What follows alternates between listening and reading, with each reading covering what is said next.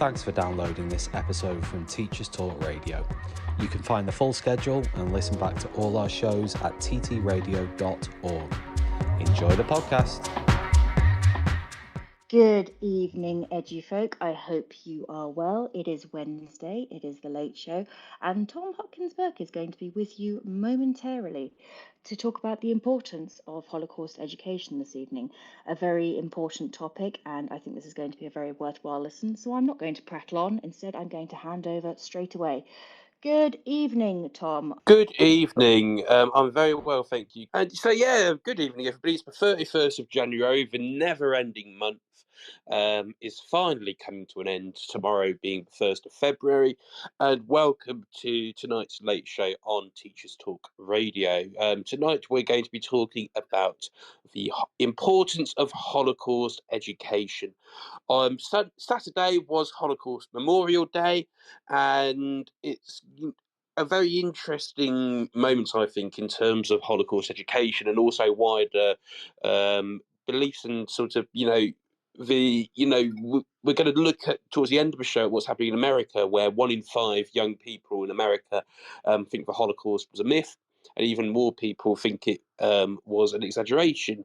And we've seen some interesting new polling today with some huge pinches of salt, but around 2/3 of young people in the UK believe that a strong single leader would be preferable to a parliamentary system.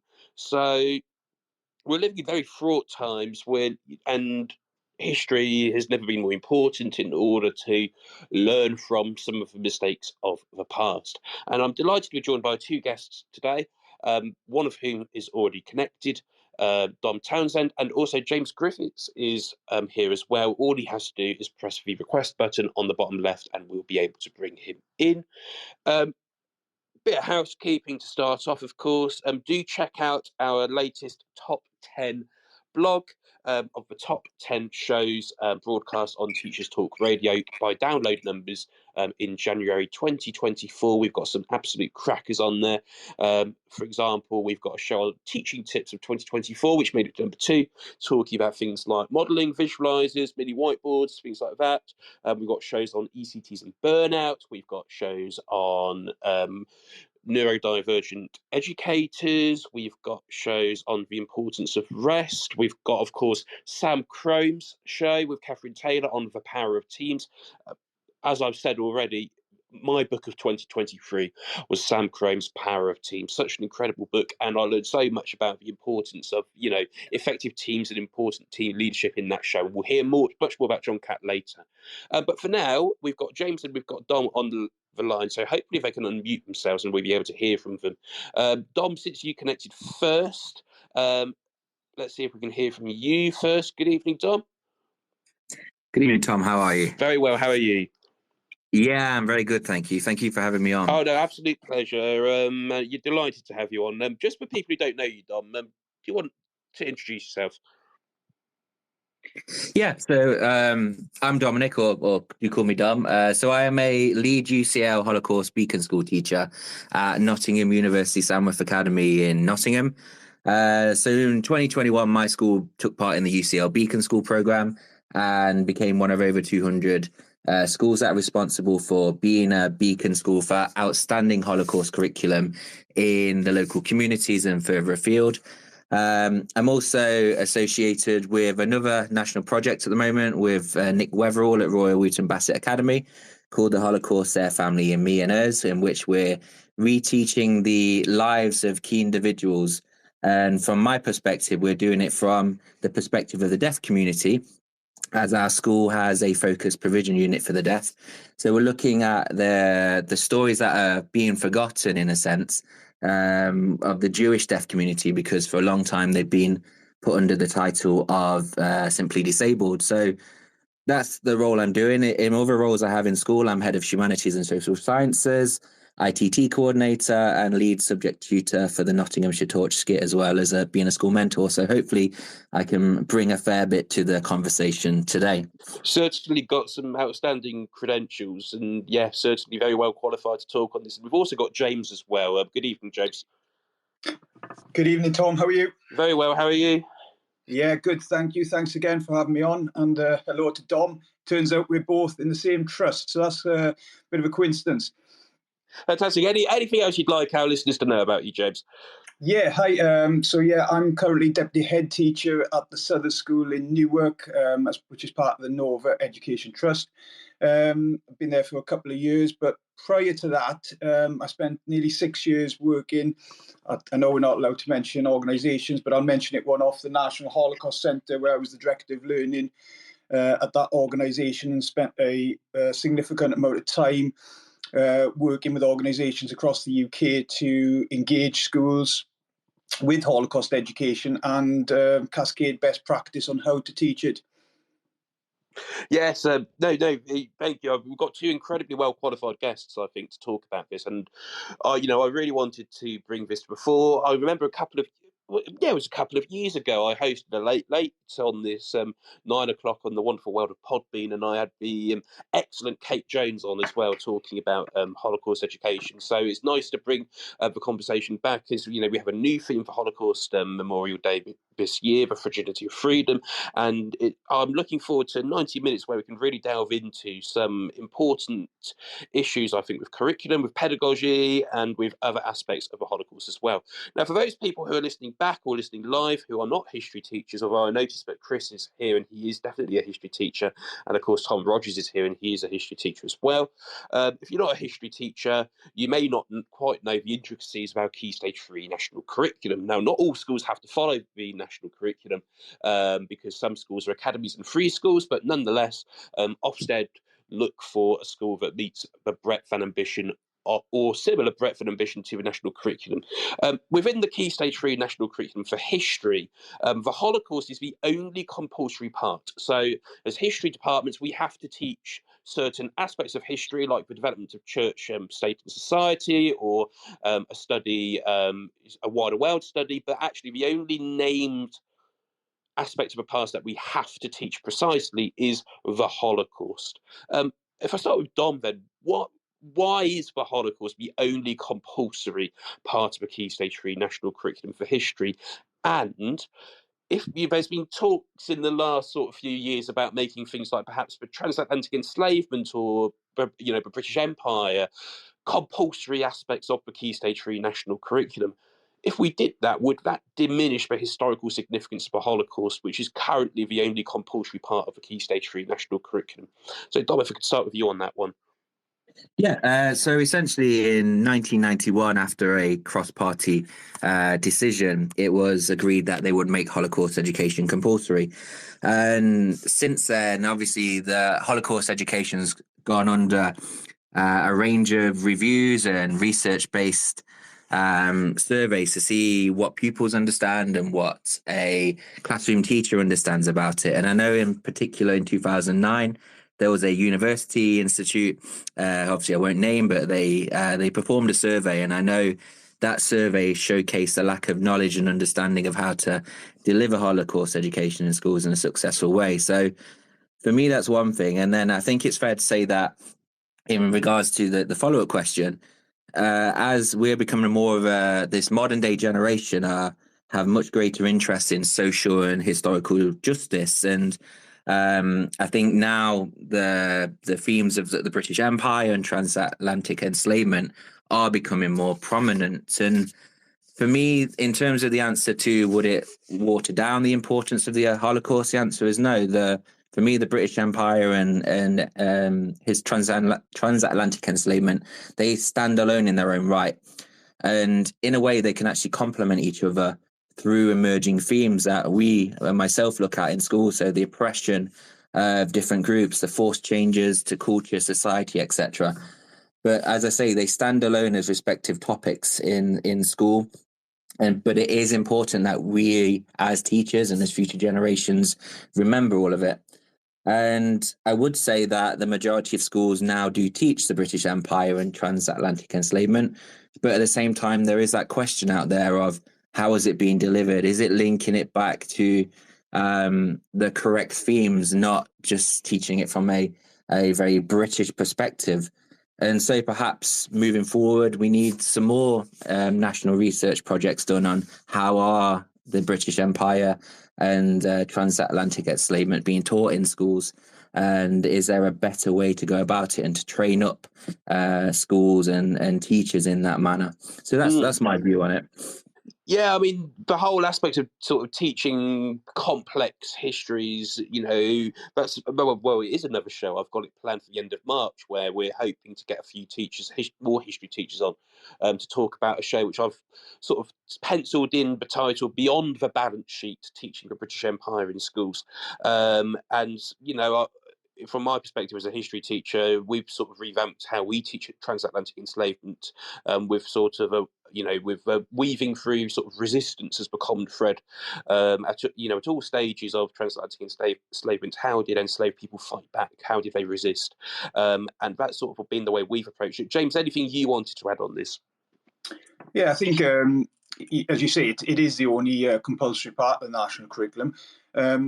For me, I don't think it really matters whether it's compulsory or not compulsory. It really comes down to the subject knowledge of teachers and the pedagogical approaches around it, because we can still have teachers who find it very difficult to teach, regardless of whether it's compulsory or not compulsory.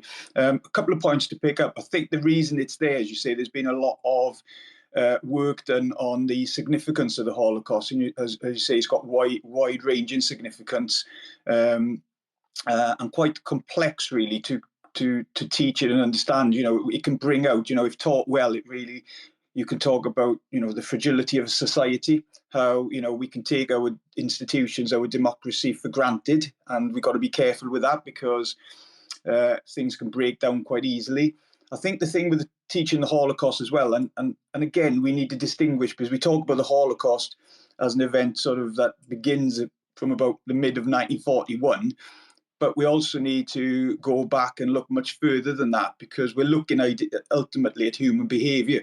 And it's often talked about that the Holocaust is taught from a perpetrator standpoint, but it's more important than that. It's about looking at human behaviours of perpetrators, but as I'm sure Tom will talk about as well, the role of bystanders, the role of the Jewish community themselves. So there's quite a number of areas of significance there. But again, I'll come back and I'll probably mention this a few times tonight. It's like many topics. Tom's mentioned about the British Empire, about the transatlantic slave trade. It's really about the strength of subject knowledge for subject teachers to deliver these topics soundly to students, so that misconceptions aren't created and embedded. Yeah, definitely. Well, I've been teaching about bystanders this week, actually, and one of the things where I'm very sort of upfront with a lot of misconceptions. I sort of stand there and I go, look, a lot of people think this, but actually the reality is this. And I go, well, actually, most German people did know about the Holocaust, and most of them are bystanders. And because we've learned about Nazi Germany, we can delve into why that was the case. So from that sort of subject knowledge perspective, then, survey 2021 UCL of 2,000 adults showed that less than half of respondents knew that 6 million Jewish people were killed during the Holocaust. Only 1/4 were aware of the meaning of Kindertransport. So what misconceptions do young people tend to have about the Holocaust? Not just young people, I suppose, but maybe their parents as well. What misconceptions do we think are most common? And as teachers, we have to plan for misconceptions and preconceptions in our classrooms. How can we plan to address these misconceptions in our teaching? James, if I could start with you on that one, and then we can go to Dom. Yeah, you've mentioned a couple of things there, Tom, in terms of misconception. I'd say the biggest one that often comes out from my own experience, but also, as you mentioned, the survey is the role of obviously Hitler in this. A lot of children actually think everything began with Hitler. That the anti-Semitism that was faced only first came about in 1933 with Hitler, or before 1933, but again linking it to Hitler. So that's a common misconception that really needs to be picked out. But again, the difficulty with this topic is you need quite a bit of time, because you can go back 2,000 years and look at the evolution from anti-Judaism as a religion to anti-Semitism in the the 19th century, Darwinism, etc. So it's a complex topic, but I think we do our students a disservice if we don't really teach the complexities of it, because otherwise they can leave with that misconception that actually this was just an event in history that lasted a few years and that was the end of it. But actually, it's got roots thousands of years old. So, Hitler and anti-Semitism is a key one. There's many others, but one I want to pick up was, because you've just mentioned this, and again, Tom's mentioned this with the role of the British Empire. We can very easily paint a picture, especially if we talk about the kinder transport, of Britain playing this very positive role in the events, accepting nearly 10,000 Jewish children to the UK. So again, whilst the kinder transport doesn't form part of the Holocaust, it is a key part that needs to be looked at. What role did nation states play in this? Again, and again, I'm sure you'll open this up a bit further. We've got the Evian conference in '38. Again, looking at that role within nation states. Just lastly, before we go on, I think the other thing I'm picking out with my students at the moment is this real key point with regards to Hitler, that actually I'm trying to think how to word this correctly now, is that he from day one wanted to murder the Jews. And it's really important to look at that timeline of what was going on from 1933 in terms of the events to exclude Jews, to try and force them to leave the country, and how that evolves with the Kristallnacht in '38 in terms of seeing that as a potential turning point, which leads to the kinder transport, but then differentiating that from mid-41 onwards, when we start to get into that sort of systematic mass murder. Yeah, massively important points there. And if I could go to Dom then on this one to see if he can add anything else, which I'm looking at another survey from 2016 of 10,000 students in English secondary schools. It's quite a famous one, I think, in terms of Holocaust education. Showed that 68% of pupils did not know what anti-Semitism is, and 1/3 of pupils greatly underestimated the number of Jewish people murdered. Any other misconceptions, then, Dom, that young people tend to have about the Holocaust? Yeah, so for me, one of a few that our pupils tend to pick up on, it's either through social media or other forms, is, for example, Hitler was Jewish himself, or that all Nazis were evil Nazis. And obviously, there's that misconception out there that if a Nazi refused to kill a Jewish person, they would therefore be killed themselves. That's not the case. So there's ones we have like that. We often get misconceptions in terms of the camps, and making sure we explicitly teach the difference between the types of camps they had to go to. And then there's that elephant in the room of the boy in the striped pajamas as well, and the impact that has in causing misconceptions for pupils. You also asked the question of how can they be planned for, and one of the first lessons I do in particular to root out those misconceptions is looking at pre-war Jewish life through photographs. So I show the class a picture of Leon Greenman, for example, and ask them just to simply label what they think is the picture showing and who they are and so on. And one of the actual misconceptions that came up was they look Jewish, and I questioned the class, why do they look Jewish? And they said, we'd seen on TikTok and social media that Jewish people have larger pointed noses and that they're rich and so on. So straight away we hit those misconceptions on the head and made sure pupils left knowing they are incorrect, and more importantly, where to actually get reliable source of information from. And then with misconceptions, I often try to go into the lesson knowing the obvious ones and address them from the start. So we're clear from the offset, rather than trying to pick them up constantly as we go along. But as you say, there's that survey out there, and I know there's going to be another national survey this summer they've redesigned, which obviously everyone should get involved with where possible as well. Yeah, definitely. Now, this show is brought to you in partnership with John Catt Educational, publishing professional development books and resources to support great teaching and learning in schools around the world.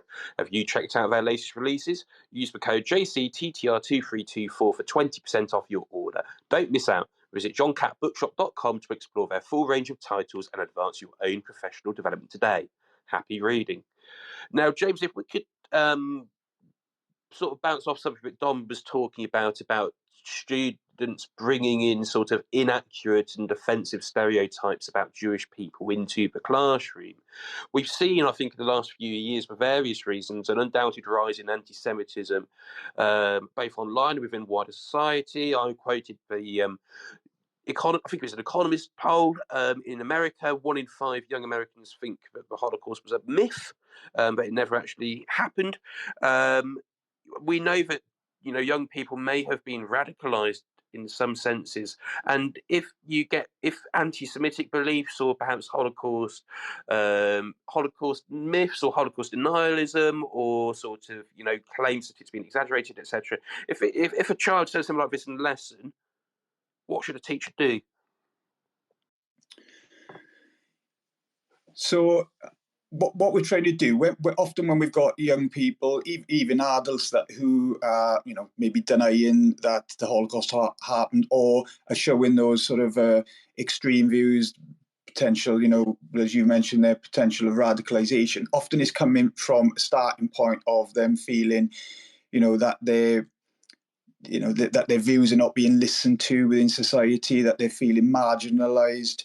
A lot of these come, in my previous role, we did quite a bit of research, and much of these stereotypes and views can be formed by the age of 10. A lot of them come from, we talk about, social media plays a much bigger part today, but a lot of them can come from the home, from family. And I think the key thing is, I'm putting safeguarding and prevent agendas aside for a moment, because they've got to stay in the background there, and they're there for us as teachers to use. But it's about us creating the space within lessons for students to have the opportunity to talk, to debate, to put their arguments forward. As history teachers, English teachers, it's about us developing the students' skill set to put their arguments forward, to back them up with the evidence, and then for us to challenge those views with counter evidence. And the key is to try and bring students around. Now, obviously, if we're seeing really extreme views on this, and like you say, we do have our safeguarding procedures in place that we can report to designated safeguard leads, and we've got the prevent agenda to explore that. But I think the key for me is them feeling that they're in a safe environment to be listened to be heard, and to develop those arguments. Yeah. Interestingly, Tom Rogers has tweeted and said he's met Leon Greenman and he interviewed him one-on-one for his university dissertation. It's amazing, Tom. I've definitely had students crying in my classroom when I've told them about what happened to young Barney, and that also, I think, is an important sort of thing in terms of hinterland knowledge, in terms of understanding concentration camps and death camps, and sort of, the fate of those who ended up there as part of a Holocaust as well, and why young sort of toddlers and babies like little 2-year-old Barney Greenman were actually the most vulnerable people, and actually would be the first to be killed in camps as well. Sort of, we've talked about sort of how we might address these things. I'm going to go to Dom again. I threw this question in here. Are there any particular teaching methods or pedagogies that are particularly suited to teaching the Holocaust? Does it depend on the students in front of you? Is there anything you want to say on that? Yeah, of course. So for me, it's the personal stories and accounts that are central to my own curriculum journey at school, and it's those approaches that enable a much more pronounced and thought-provoking account of the Holocaust and the impacts of it. And I've begun myself at sort of adding that into other topics we teach in school as well. And I find the use of those stories and images and artwork and other forms of media available to us sort of enable us to approach all not age ranges, ability ranges, and help pupils to sort of access the curriculum in different levels of capacity. So for me, the most important thing, though, is, and a message to anyone who may still be doing it, is to stop the use of atrocity images in the classroom, because I'm sure 10, 15 years ago, teachers look back upon it and think it was almost the right thing to do at the time. But obviously the use of those images to shock pupils then dehumanizes the victims of the Holocaust, and it's the stories that bring them to life again and give them to humanize them again and to give them a name and a story that can be remembered. So for me, it's the stories that we use in the classroom that we are our foundations, and then we build our Holocaust work around it. Yeah, I think looking at the humans behind. So yeah, the humans behind the history, I think, is really important. Sam's also called in. Sam, if you'd like to contribute to anything at any point, hopefully you should be able to see at the bottom there's a heart with a plus, and if you just raise your hand, which is the one on the right there, then I'll bring you in on anything as well. We've also got some other listeners live. Of course, the show will be available on catch up on demand on the website. But if you are listening live, very good evening. If you'd like to contribute to the discussion, then do use the speech bubble on the bottom right hand side to tweet along or request to speak like Sam has done by pressing the microphone icon on the bottom left of your screen as well. I want to talk about the wider curriculum really, and talking about the opportunities that are available to students. Now, we can't talk about particular places and we can't really talk about particular organisations, but what should the purpose really, of a school trip based around the Holocaust be? We could be talking about going abroad. We could maybe in the UK. What sort of opportunities should students be able to have as part of that wider curriculum, whether that's trips or extracurricular or anything else? James, if you want to start on that one and then go to Dom and maybe to Sam. Yeah. Okay. Cheers, Tom. I think, like any topic, the opportunity for students actually to learn outside of the classroom is memorable. It stays with them for a lifetime. But even in this, teaching this really difficult topic, I just want to pick up what Dom was saying. I think key to this topic, and we're still just about fortunate enough that we have survivors still with us, is those survivor stories. So any opportunity to visit a museum, to visit a learning centre where they can meet the survivor. I think it's one thing listening to testimonies, and we can do that in school, but to actually come up face to face with a survivor who experienced it actually creates that very personal connection. And when we talk about significance of the Holocaust, and students thinking differently, because like you say, when we talk about learning's a change in long-term memory.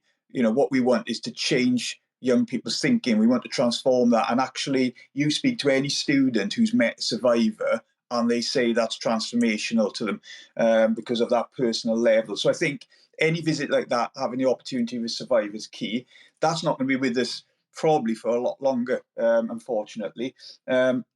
But also, I think the opportunity you've mentioned going abroad, to visit places like Auschwitz, Birkenau, but there's also other opportunities to visit camps. And I think what that does, it really, I remember visiting myself, and it's a very emotional connection to what's going on. So we, as teachers, we're able to build that into the curriculum and offer that something a little bit different that really makes students think.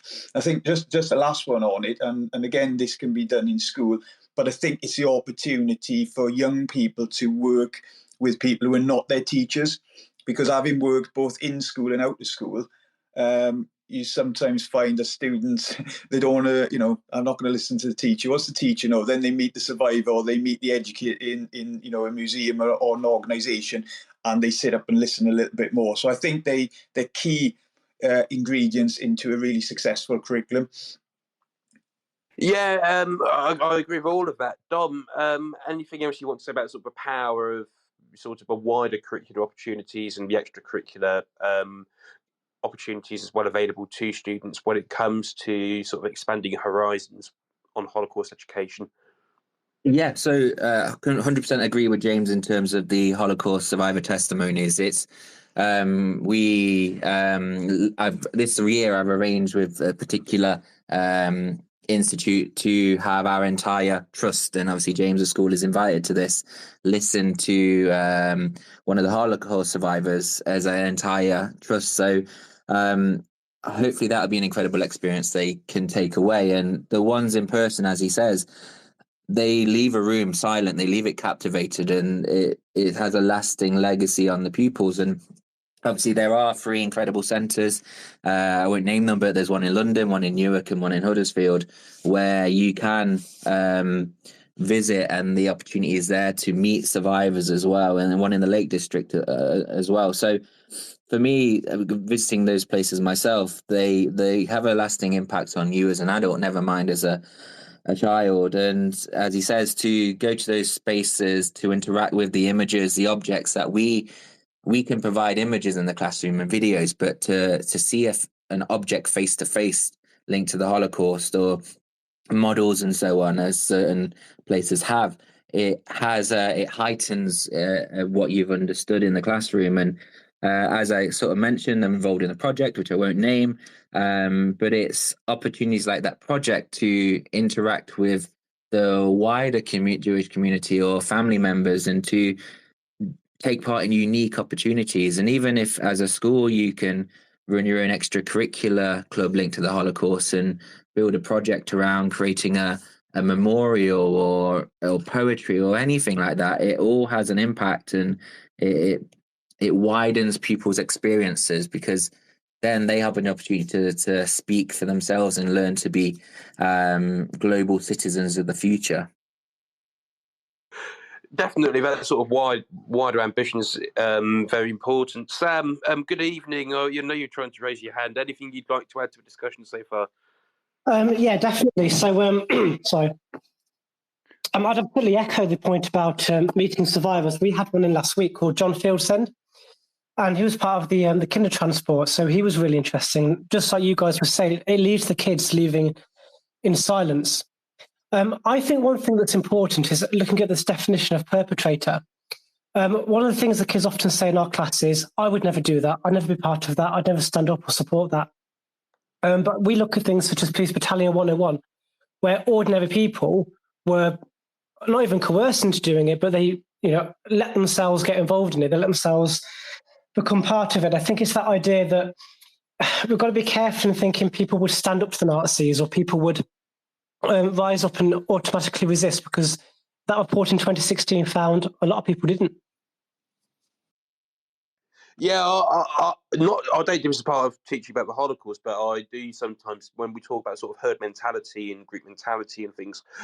There's videos and things where you've got a group of actors, 7 or 8 actors, and then one person who isn't an actor, and they're all being asked questions, and they start off with sensible answers, and they end up being like, what's the capital of France? And then the actors all go one at a time, Berlin, Berlin, Berlin, Berlin, and then you've got this one person who's got very confused, but then ends up saying Berlin because everybody else has said it.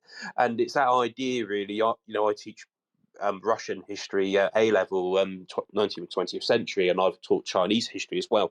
And it's that idea that you end up doing what other people are doing around you. It's exactly the same when it comes to behaviour in schools, but actually we talk a lot about learned behaviours and how students tend to mimic other students. And yeah, it's that idea that actually it takes somebody very, very brave and somebody to actually stand up and do things differently to the majority. Let's keep going then.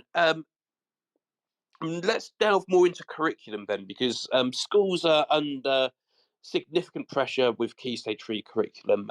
Most schools are now teaching a 3-year Key Stage 3. Some are teaching a 2-year Key Stage 3 still. Some schools only get an hour a week at Key Stage 3.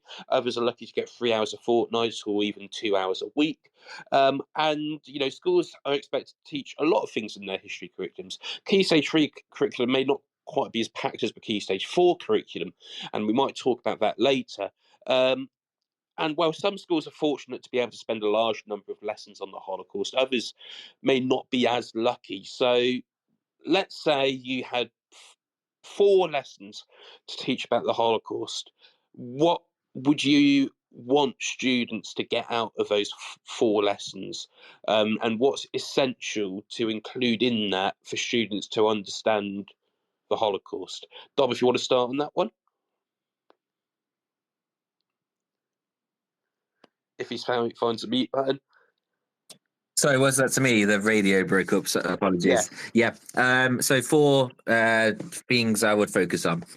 So first of all, for me, pre-war Jewish life is a must, because quite a lot of the time the stories or tales we teach of the Jewish community are often negative in history. When you think back to sort of the death of Christ, whether it's the Black Death and Jews being blamed for the poisoning of the water and so on. So for me, making sure pupils know that Jewish people lived ordinary lives, were just like you and I, before any sort of Nazi involvement, is significant in terms of their understanding. So I always start off with pre-war Jewish life, and that's something I would always do. It's important. Then another lesson I would do is ensure that pupils understand what anti-Semitism is and what we mean by a Holocaust or a genocide, because it has so many wider implications in the wider world. I also would want to make sure we explore the concept of upstander and bystander and in the Holocaust, because again, it has a role in terms of them being global citizens. And then the final one, there's so many different ones I've got on my curriculum, but I think I would have a look at pre-war, post-war Jewish life as well, or post-war Holocaust for the Jewish community, because again, it leads to so many discussions and links to the refugee crisis, for example, and for pupils to understand that the trauma the Jewish community faced going from pre-war Jewish life through the Holocaust and all the way to the end. And obviously that kind of links back to British involvement, which I'm sure you'll speak about later on. So they're my 4 particular ones, if I had to choose just 4. And James, anything you'd do differently? Anything you'd go along with? I'm just glad you asked Dom first, because that's a real difficult one. Most of the ones are the same. I think probably two key ones I pick up slightly differently is to look at the evolution of the treatment towards Jews when the Nazis came into power, showing how that changed from that exclusion right through to obviously the post-41 when it comes into mass murder. But I'd also want to explore, and Dom's alluded to this as well, about the role of nation states. What response did countries like Britain give to what they, and America, you mentioned America, to what was going on in Germany at the time, because both countries obviously didn't agree with what was going on, but what action did they take to help? Yeah, definitely. I ask this question because we only have we teach 3 Key Stage 3, but we only have an hour a week, so we essentially have the same amount of teaching time as a school with a 2-year Key Stage 3, which has 3 hours a fortnight, and we only plus include. Not including the assessment, which is lesson 5, we only have 4 hours on the Holocaust, and we've really struggled to try to sort of create an inquiry which sort of which works. And this year, we sort of start with what is it about Nazi anti-Semitism which was different from anti-Semitism in the previous 1,000 years, and then we look at sort of the escalation of persecution from Nuremberg laws to Kristallnacht, and then we sort of look at the final solution and the role of bystanders during the final solution, and we also look at responses of Britain and also others, looking at some examples of people in different countries, some of whom tried to save Jewish people but faced barriers, others of whom turned blind eye as well.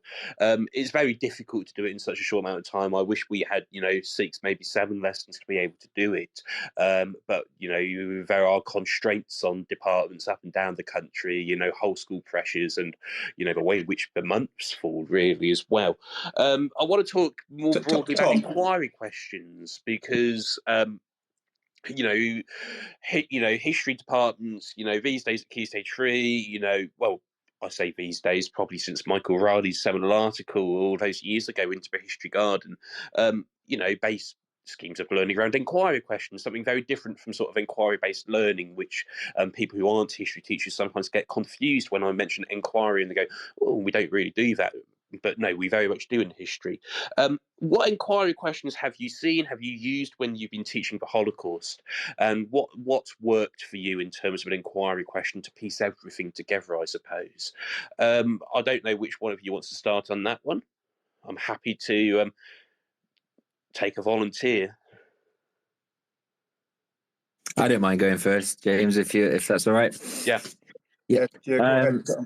Yeah. So for me, my big picture sort of inquiry question I use year in, year out is, why should we not allow the Holocaust to be lost from living memory? Because, especially in our own community, because that's what, as a school, I want to represent, is ensuring our community are all sort of invested in Holocaust education. So that way I can take pupils on that journey with that inquiry question, and at the end they can then use terminology such as upstander, bystander. They can make reference to the key events, the impacts it had upon the Jewish community and the other people deemed as undesirable at the time. So that's our bigger picture. But for me, I think some schools and teachers sometimes go a bit too bold with their lesson by lesson inquiry questions, and really it needs to be that really tight niche sort of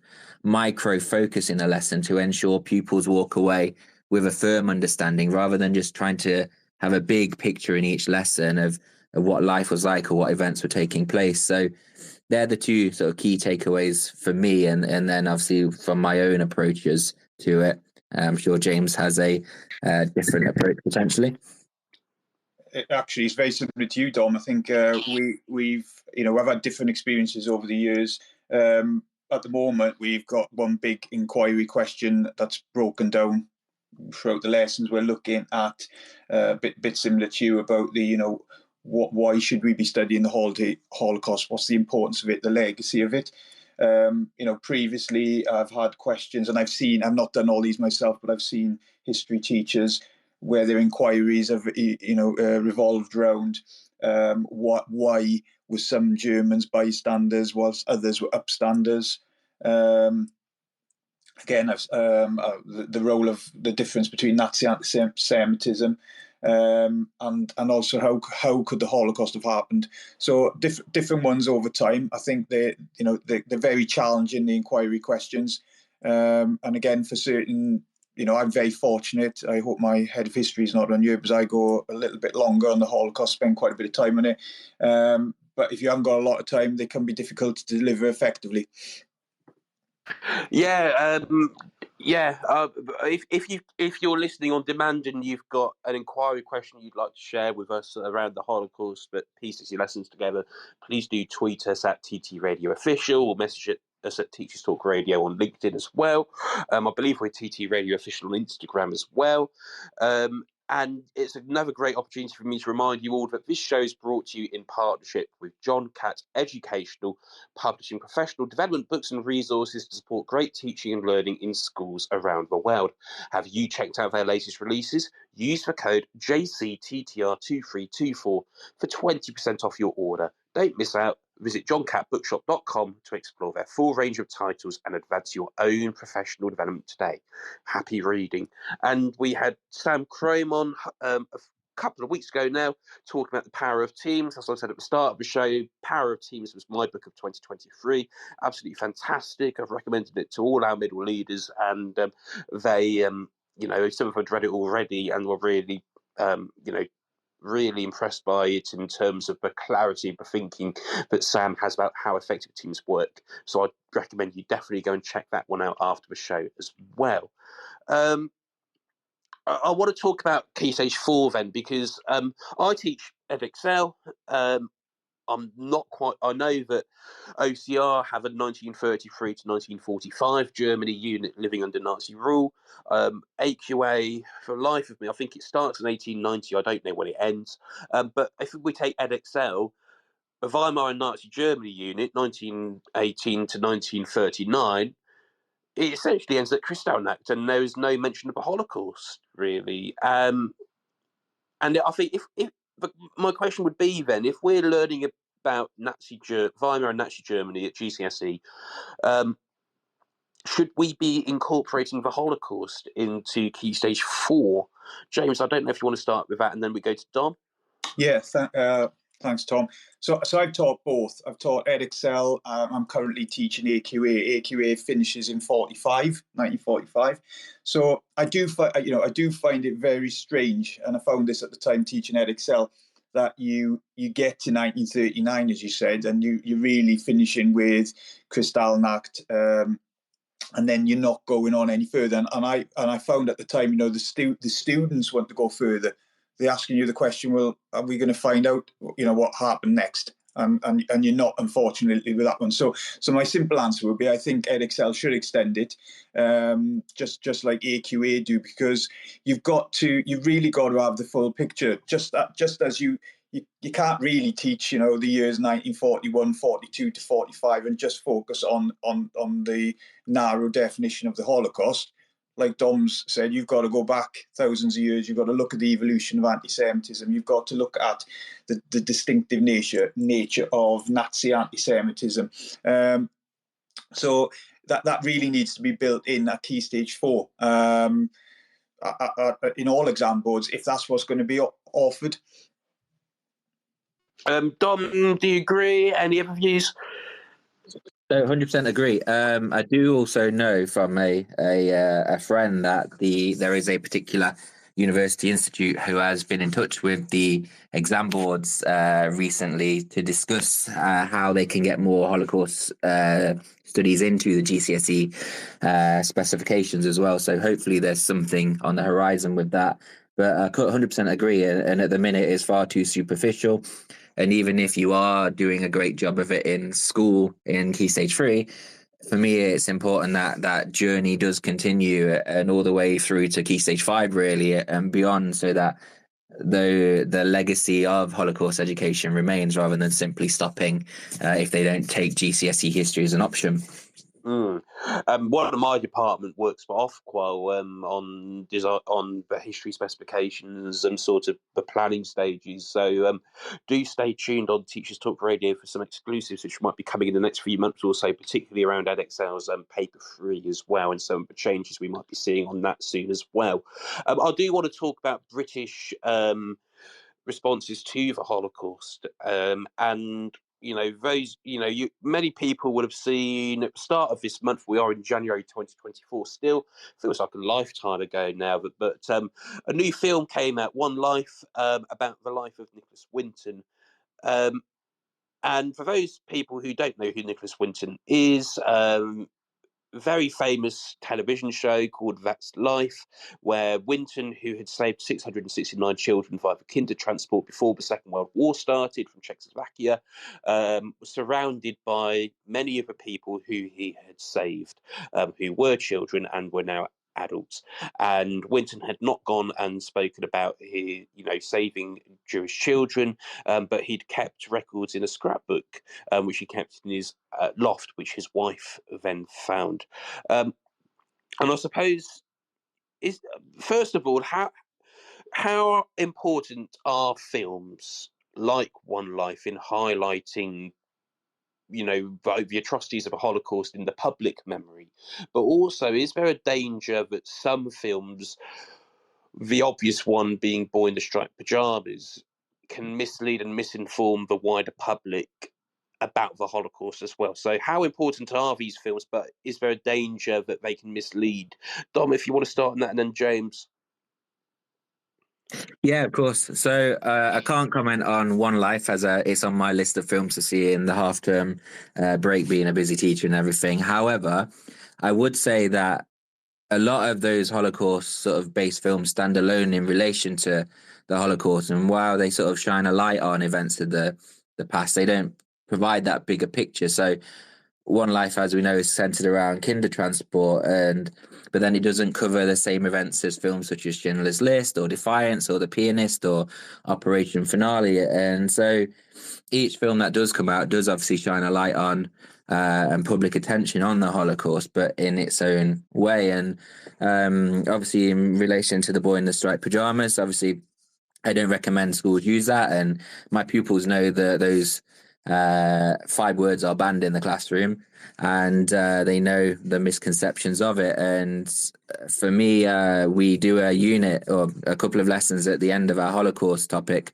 where we break down the misconceptions in movies and get them to apply their concrete knowledge to it. And I can tell listeners, if they're not aware, there's a particular group out there, big player in Holocaust education, who have got a film review series on YouTube where they break down the misconceptions in films. So I think as long as we as teachers provide pupils with that secure knowledge of the Holocaust and the dangers of it, I'd like to think they can then watch a film later on in life and be able to recognize that misinformation. And obviously, as James sort of said earlier in regards to just misconceptions in the classroom, for us to allow pupils to discuss films they've seen with us outside of school and have those conversations and break them down together. So that's my opinion. Thank you for that. And James, anything you'd agree with? Anything you build on? Yeah, I think just building on the fact, every film, like Dom says, shines a spotlight on the topic, but each one, as you say, needs to be taken in its own light. I'll pick up The Boy in the Striped Pajamas, then I'll come back to One Life, because I've seen One Life.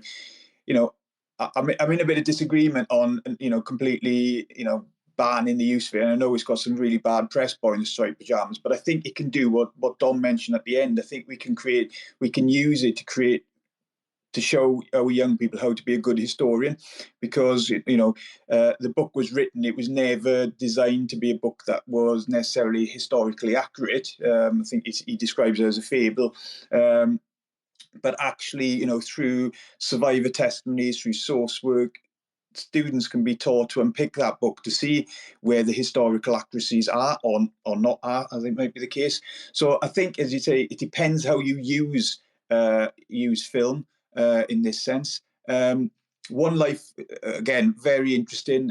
If you've not seen it, it's definitely a film worth going to see. But again, it really centres on the role of Sir Nicholas Winton, and like you say, Tom, just saving 669 children. Very emotional film.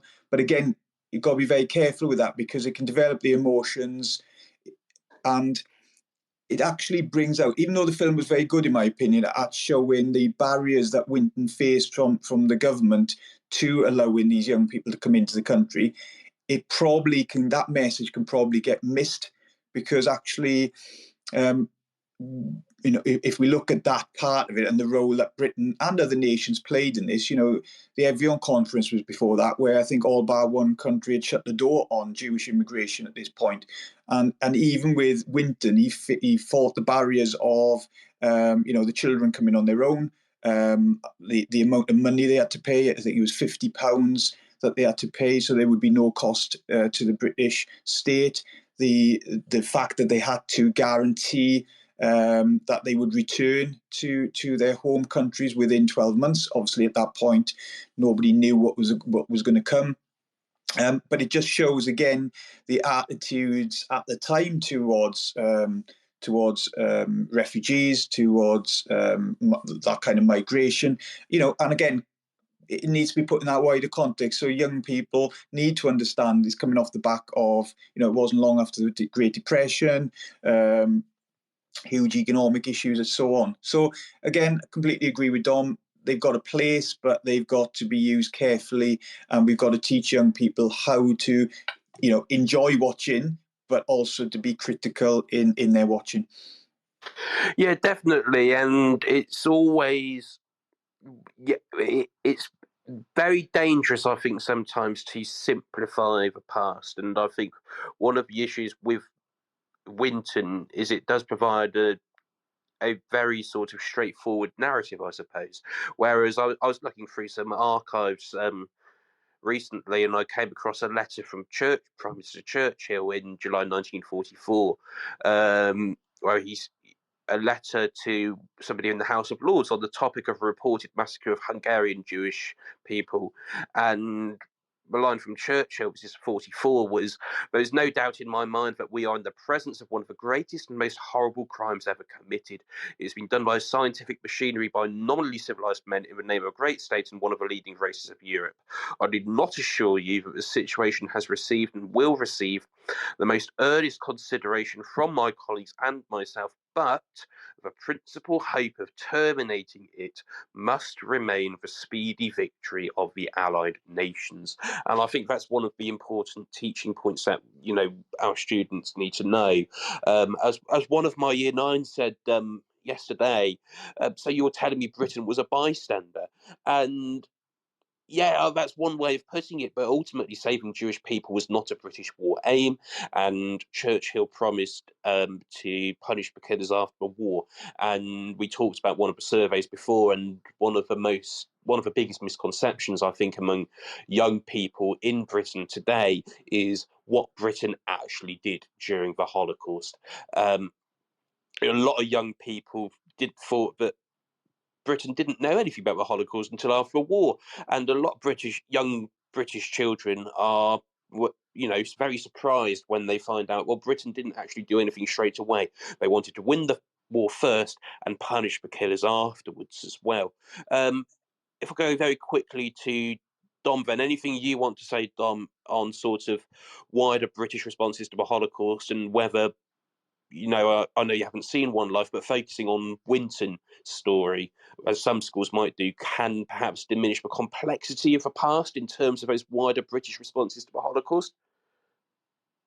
Yes, I agree essentially with James, and we do a lesson where we look at the British responses and look at the sources and break it all down and come to a conclusion as a class whether it was a good enough response. And in a way, I would I'd say that I think those pupils then walk away knowing we shouldn't, or I say we as in Britain, could have done more for the Jewish people, and as should the rest of the world in a sense as well. So, and then obviously there's more to it than that, because I know in the particular museum in London there's the letter regarding the British government's awareness of Auschwitz, Birkenau, and so on as well, that we also look at. So yeah, I completely agree with what's being said.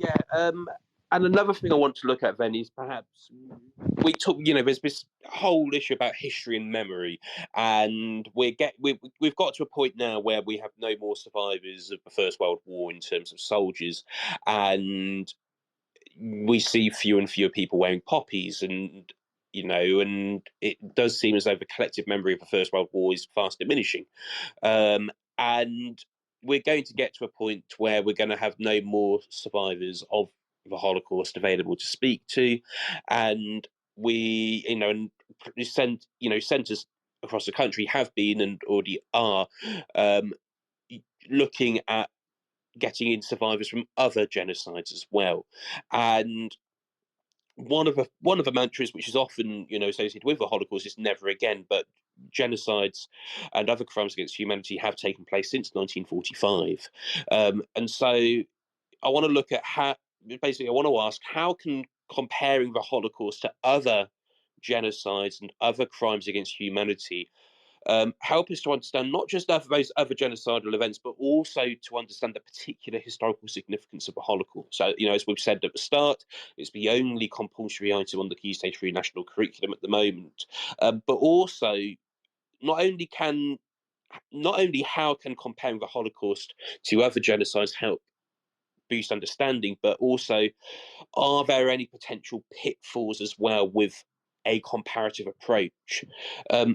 Dom, I wonder if we wanted to start with that one and then go to James.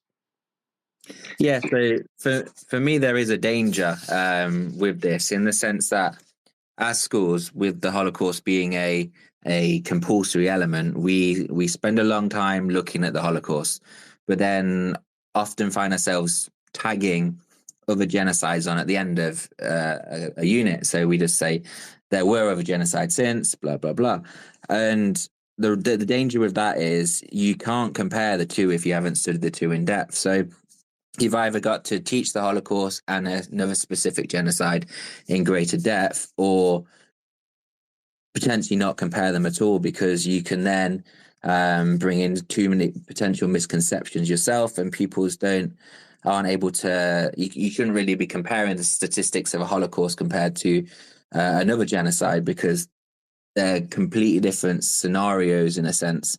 And so I think there is really good work out there in terms of how you approach teaching those genocides. But for me, an important thing is not to simply tag it on at the end and do a quick comparison and then move on. It has to be done well, and it has to be done properly. Over to you, James.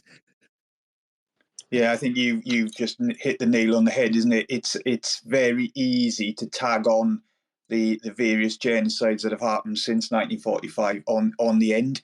But I couldn't agree with you anymore. If we are gonna go down the road of doing comparisons, which I don't like, because at the end of the day, we're talking about people who've been murdered, whether that's the Jewish population, whether that's the Tutsis in Rwanda.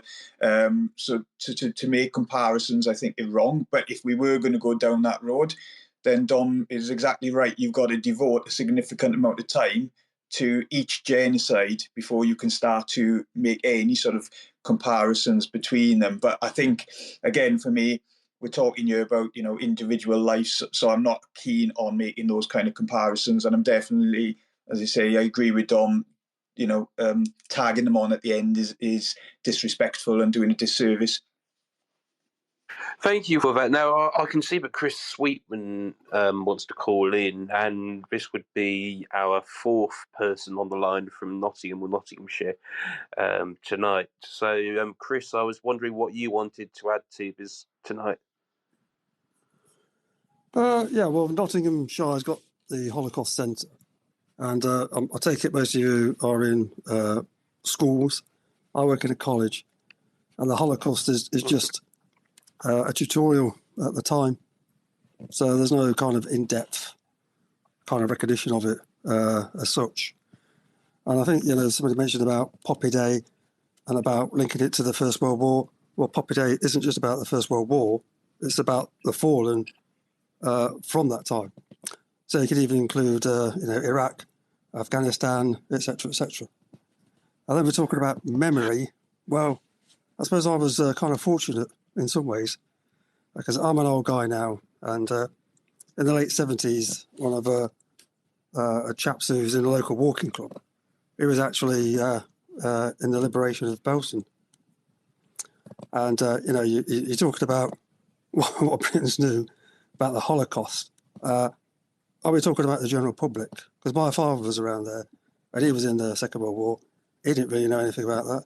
And certainly this guy who was in the Nottingham regiment that liberated Belsen, he didn't know anything about it until he was at the gates. So there's this kind of hierarchy, and I think we've got it in this country now, a hierarchy of who knows what. And then we've got the populace, who's not too sure, and who probably doesn't know. And I think we've got to be careful, when we're saying apportioning blame about, Britain and America and all this. What about the rest of the world? Did they do anything? And the answer is, well, they didn't. And you could ask, why didn't the UK or USA help Hungarians or the Czechoslovakia? The Hungarians 56, Czechoslovakians in 67. It's quite easy to say, well, hang on a minute, well, it's nothing to do with us. And we've got a similar situation with Ukraine as well, haven't we? So there's those people who are fully supports what Ukraine is, and there's those who think, well, what's Ukraine to do with Britain? So these questions are still here now. They might not have anything to do with the Holocaust, but it's about supporting nations, perhaps in a need, and everyone puts a blind eye. And you could say that with China. You know, some of the things that the atrocities that China's done, the West have done a blind eye, and you could say some of the things in Saudi Arabia. I think it's a very interesting point, Chris, about sort of the role of nation states as bystanders, really, and how we sort of even today, when we sort of look at sort of the role of nation states in sort of international conflicts, and actually, the difference between sort of standing up and standing by as well. So thank you for that. That was a really interesting contribution. I just want to, before we talk to Catherine, who I've just invited to speak and is going to talk about Holocaust education in the USA, I've just got a couple more questions for James and Dom, who have been absolutely fantastic. Thank you very much for giving up your time this Wednesday evening. And I want to talk about trainee teachers, because history is one of 3 subjects in England where we actually get trainee teachers. The number of trainee teachers actually enrolling onto ITT programs actually meets the target set out for it. It's only PE and classics can claim to beat their targets as well. And there will be many trainee teachers who are nervous about teaching the Holocaust for the first time. So if I could start with James Van Dom, what advice would you give to trainee teachers, ECTs, who may be teaching the Holocaust for the first time? I think my main advice would be, which is the same for teaching anything really, is subject knowledge is key. Subject knowledge gives you confidence. We've already spoken tonight about some of the key areas that you need to understand, but it's really subject knowledge. We've talked prior to tonight about the lack of time in that's the time pressures for trainee teachers in their courses, and so a lot of the additional work, especially as new teachers, comes that you've got to put it in yourself, because you stood in front of those students. They look to you as you're the subject expert, and simple for me is subject knowledge. Put in the work, it brings the confidence. The pedagogy can come, that comes with practice, and that comes from, as you say, having your mentors and seeing more experienced teachers teach. So James says subject knowledge. Dom, would you agree subject knowledge is the main piece of advice you'd give trainee teachers? Anything else? Oh, definitely. Subject knowledge, and then the making sure they're aware of those common misconceptions as well. Because hopefully, obviously, as someone who's a subject lead for the trust we're in, and also a mentor, we obviously work on the questioning and things like that with them anyway. But obviously, the subject knowledge for the Holocaust is the key, to have that, at least a basic overview of the events, and then an understanding of those misconceptions so you can pick them up in the classroom is really key for me. Tom, can I also come back in there? I'm not sure if I'm allowed to mention names, and I won't mention names, but there are some really good ITT tutors at universities. I'll mention Nottingham, and also in Scotland, who are doing some fantastic work with trainee teachers around the Holocaust. So that's there's a lot of teachers in a really good place with some exceptional tutoring going on. And that sort of leads on to my last question, I suppose, which is, I was very fortunate when I did my PGCE, not in either of those places, but to have access to some exceptional, specific training on teaching the Holocaust. Given that the Holocaust has only become the only compulsory part of the Key Stage 3 national curriculum, we've seen the new what's it called? Oh, crikey. The ITT ECF, which has been released yesterday, I think. And my school, our skit's attached to our school, and I went down there for something unrelated to see our skit lead, and she was just banging her head against a wall, reading this ITT ECF and just looking at it and go, all of that work we did in creating documents for reaccreditation, we've got to do it all over again. And one of the big problems she had really was the lack of subject specificity within the frameworks for ITT and ECF. And there will be some trainee teachers who actually, they may, depending on how their placement schools work, they may not get the chance to teach the Holocaust at all in their early in their ITT year. I think about the trainee who we currently have on their shorter placement. He's taught the Holocaust twice this year. He's taught it in his first placement school before Christmas, and with us after Christmas. I think about our main placement trainee who has missed out on teaching the Holocaust with us this year because he is on his shorter placement while we've been teaching it. And then while he's on his shorter placement at another school, they're teaching the Holocaust after half term. So he won't have actually had a chance to teach the Holocaust to a group of students before he becomes an ECT. So should teaching about the Holocaust become a compulsory part of history ITT? If we could keep your answers quite short on this one. James, do you want to start? The short answer is yes. Dom? And short answer for me is yes as well. I think you've been absolutely fantastic, gentlemen. We've learned so much, and it's been really fantastic to get your insights. And as I said right at the start of the show, both of your credentials for talking about this are absolutely fantastic. And it's been a really informative conversation, and hopefully one which we can share with history teachers up and down not only our county but also across the country as well. And I hope it will give some fantastic insight to departments and teachers, and also SLT links as well, in terms of what does it actually mean to teach the Holocaust well, what are the key misconceptions, and what are some of the rabbit holes teachers can get down as well. So James and Dom, thank you. You're more than welcome to hang around for the last 20 minutes because we're going to talk to Catherine from America. But I just want to say a big thank you for coming on tonight. Yeah, thank you, Tom. Yeah, thank you as well. Thank you, Dom. Now, this show is brought to you in partnership with John Catt Educational, publishing professional development books and resources to support great teaching and learning in schools around the world. Have you checked out their latest releases? Use the code JCTTR2324, that's JCTTR2324. Lucy, you knew I wouldn't mess that one up, for 20% off your order. Don't miss out. Visit johncattbookshop.com to explore their full range of titles and advance your own professional development today. Happy reading. Now, I'm absolutely delighted that we are joined by Catherine from America. So, Catherine, I hope you're able to unmute yourself and introduce yourself. Hello from, I live in the center of America in rural Illinois, right outside St. Louis. I don't know if that's familiar to anybody. My US geography is not that good, I'm afraid. I'm pretty much center of the country. I mean, look, I've taught the American West at GCSE. I've got a working knowledge of the states, and I can tell you where some things happen. But beyond that, it's not that great. And could you just give a bit of an insight into your sort of teaching background, particularly around Holocaust education as well? Yes, I've been teaching for 25 years. I have degrees in both English and Holocaust and Genocide Studies.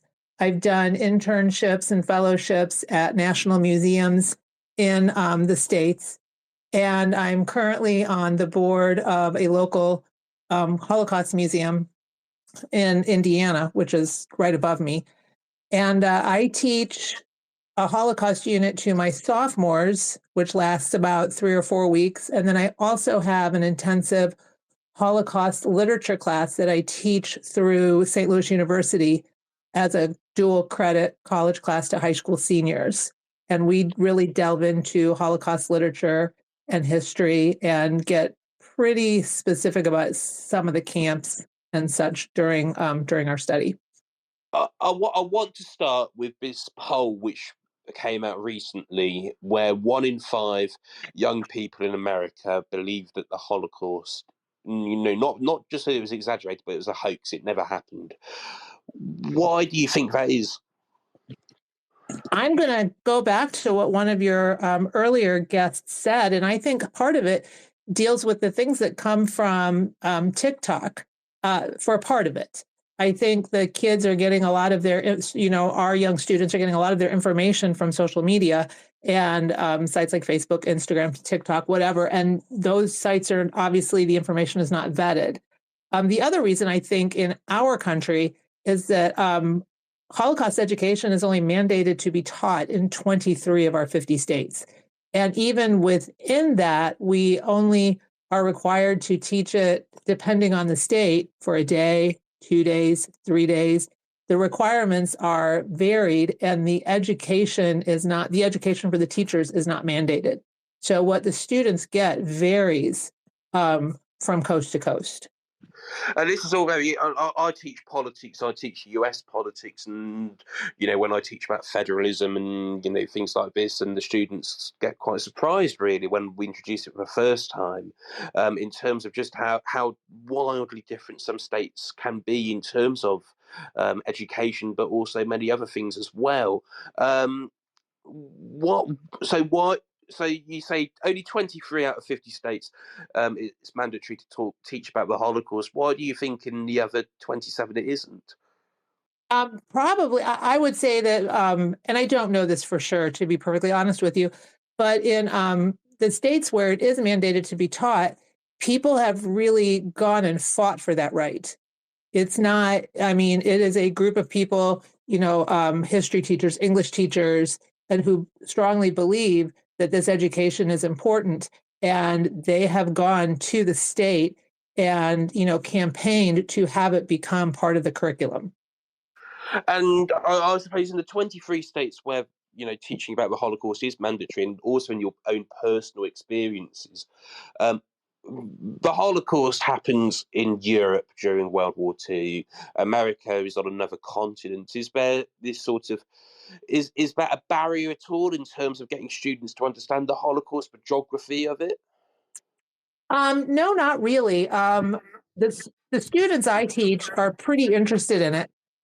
They love everything history. The ones who come and take my class love everything history, and even the ones in my regular English classes where I teach this as a unit, they really delve into it and are really accepting. And I do think part of that is, as one of your earlier guests talked about, the personal stories. I know Holocaust survivors. I've brought them in.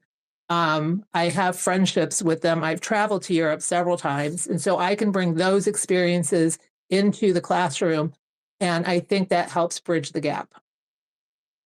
That's really interesting, and sort of you've listened to most, if not all, of the conversation with James and Dom as well from the UK. What do you consider in America to be the most important things to emphasise in terms of a curriculum, in terms of teaching about the Holocaust? What sort of things? What are the teaching points that you want students to come away with?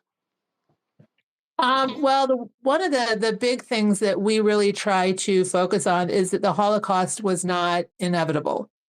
It was a choice that, it happened through a series of choices that people made. And so I think that's one of the largest things that I focus on. I do agree with your other speakers when they talk about, I always start with pre-war Jewish life.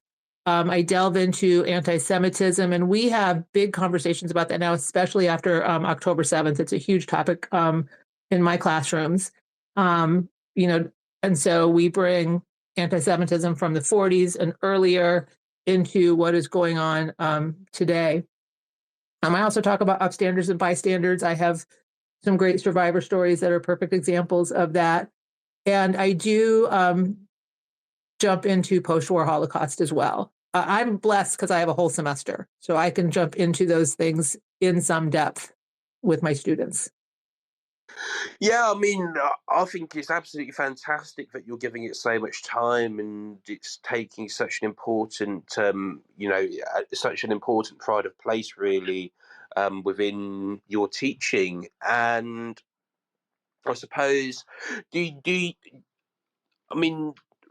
just do do you find that some students are more responsive to it than others, or do you find that generally speaking, every student that you teach understands sort of a magnitude of what they're learning about? In the perfect world, it would be every student would understand that magnitude with every lesson. However, that is definitely not the case. I would say that most of my students are intrigued by the conversations that we have, within the classroom, and they will participate in those. But it's it's the students who do take the dual credit, the dual credit literature class that understand that they're going to really be delving into the history and doing a lot of reading and doing a lot of research and doing a lot of writing about it and trying, so that they can start to articulate what they are learning and what they are understanding. Those students, as a general rule, all jump in, feet first and understand what they're getting into. In my regular classes, where I just do the unit, I would say they're all very interested. However, depending upon their willingness to delve and do the work, depends on how deeply they go into it. And how do you sort of because you are an English teacher first and foremost, how do you combine writing with Holocaust education? And is there anything you do in particular? I do. Well, we do quite a few research projects. For example, in my literature class, it just started, our semester started at the beginning of January. And so we have been going through an overview of the Holocaust, and we create a timeline that's built by the one of the museums in DC.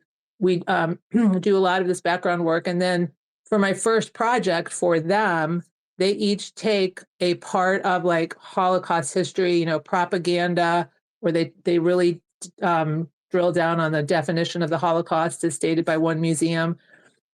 They look at survivor stories. And what's the last one? I can't think of what the fourth group is right now. But they do research and then they will make presentations.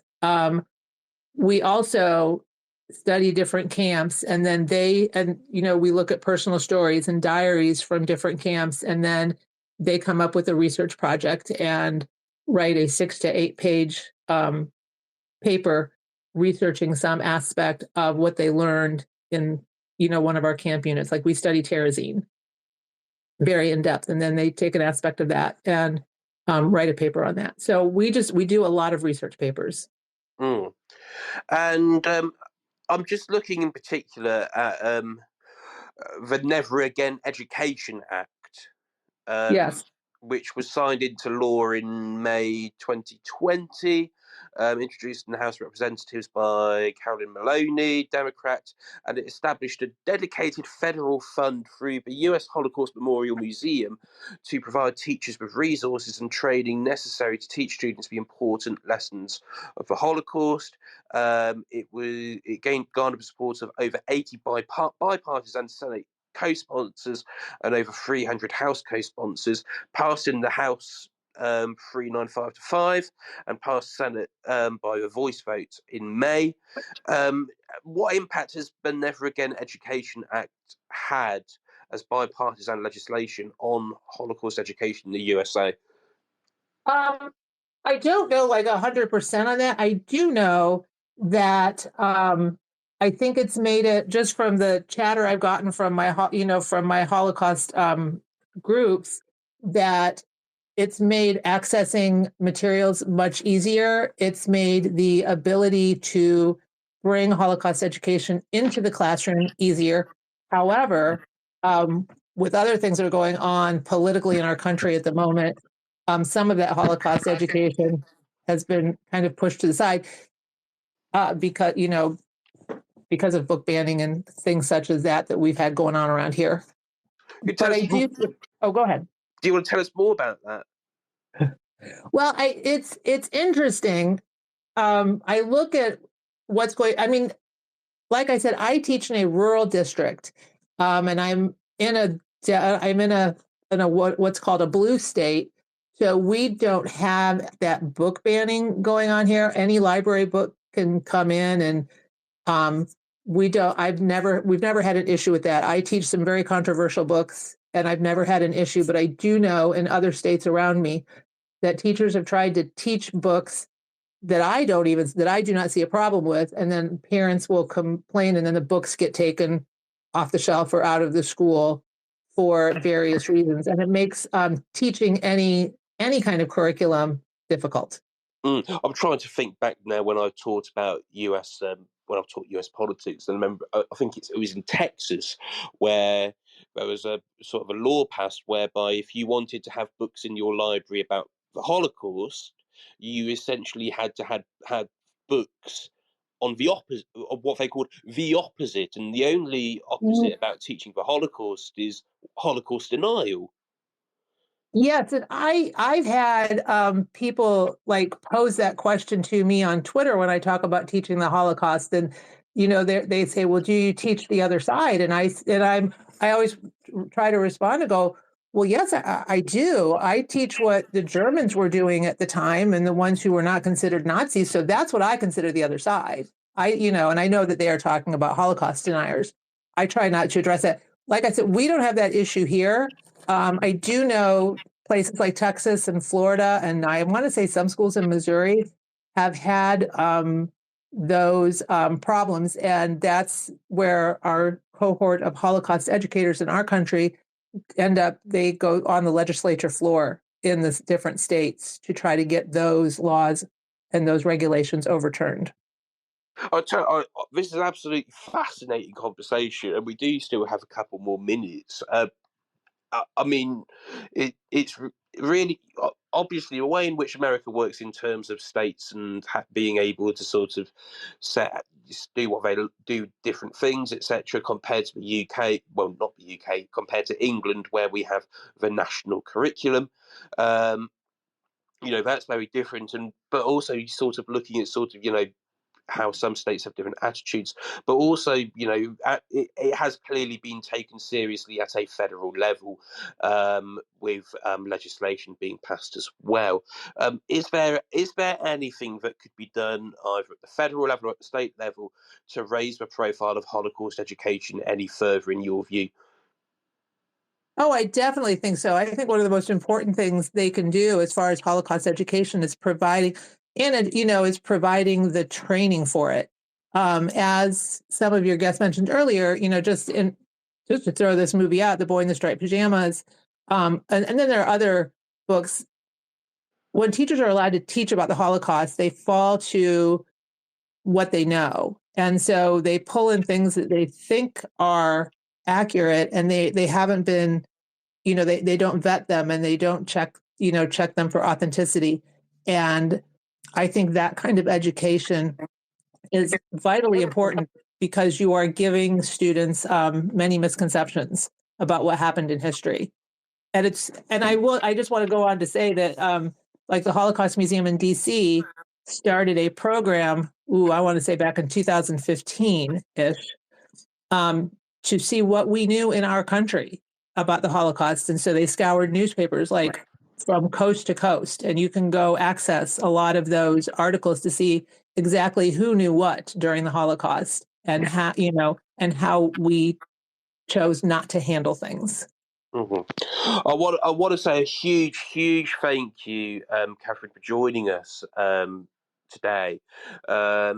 Been a real pleasure to have you on and to hear about Holocaust education in the USA, and I certainly wish you all the very best as well, as you continue to teach it. Clearly, you've got excellent credentials on this, and you've been teaching for a while, and I hope it continues to go well for you. Well, thank you very much. It was quite an enlightening conversation, and I do want to say that I agreed with almost everything you and your guest talked about. I mean, like the things that you want to cover about Holocaust in England really mirror what the messages that we want to get across in the States. Thank you for that, and I hope we can get you on as well another time. I know you as an English teacher, we've got quite a lot of English teachers at Teachers Talk Radio, and I'm sure we could get you on to talk about writing and research and things like that as well. And thank you very much for joining us tonight as well on this show. Thank you very much for having me. I appreciate it.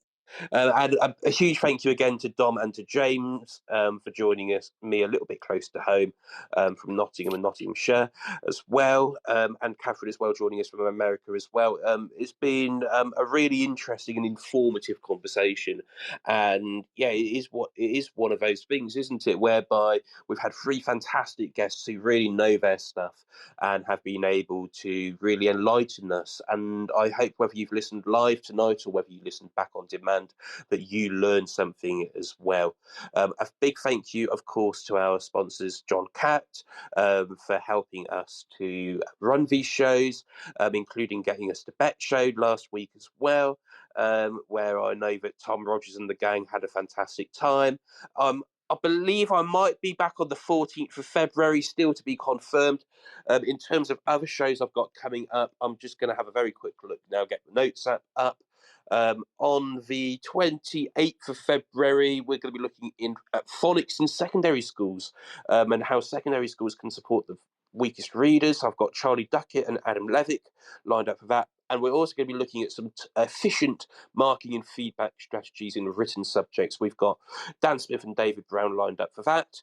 We're going to have a little lovely chat soon with Farhan Shah, who was on one of my very first Teachers Talk radio shows in June 2021. He's going to talk about leaving teaching as part of a Where Are They Now feature. He was an ECT or NQT when he joined me in 2021. 13th of March, we're joined by David Scales from Australia Academies Trust. He's going to be talking about turnaround schools and why senior leaders are attracted to schools which may have a lower than average reputation in the local area, and the hard work that senior leaders do to turn around schools. And on the 27th of March, I'm going to be joined by a variety of guests to talk about teaching about the British Empire. But that's it from me tonight. Thank you very much for joining us. I do hope you enjoyed listening back as a podcast, and I hope that those who listened live enjoyed it as well. I'll see you in 2 weeks' time. You've been listening to Teachers Talk Radio. Tune in live and listen back at ttradio.org. We look forward to hearing from you next time on Teachers Talk Radio.